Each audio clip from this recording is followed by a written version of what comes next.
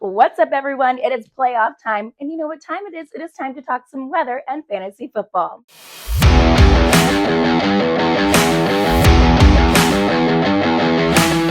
First up, Bills at Broncos, cold and dry in Denver, temperatures in the 20s for kickoff, a light breeze out of the northwest. No snow or precipitation expected, just some thin air, some cold turf, and conditions that are favoring scrambling quarterbacks and a ground-heavy game plan. So the Broncos are trying not to relive last year's wild card nightmare. Remember that, where the Bills beat them by more than 20? But this year it's different because Bo Nix is the number one seed and the Broncos are hosting. So let's talk about my first picks. Bo Nix over 24.5 rushing yards. In a playoff game, quarterbacks like him, they don't slide, they scramble. And on the Bills side, their wide receiver room is just being held together with tape right now. So I think Josh Allen has to lean on some safer options. So Dawson Knox over 2.5 receptions. Look for short throws.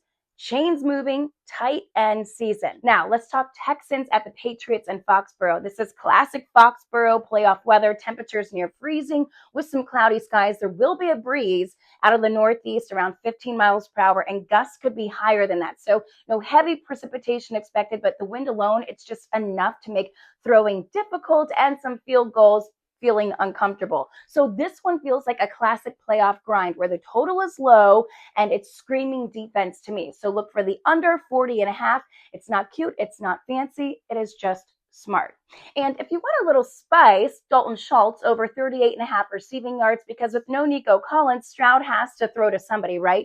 Tight ends become best friends when the pressure is coming. And finally, some Sunday night football, Rams and Bears, everyone talking about the cold weather that's going to take place for this game. Windy in Chicago for this night game. Temperatures in the 30s at kickoff, then eventually the 20s late. Winds will be around 10 to 15 miles per hour, occasional gusts higher than that, making it feel like the teens in single digits. So the cold will be a factor as this game wears on.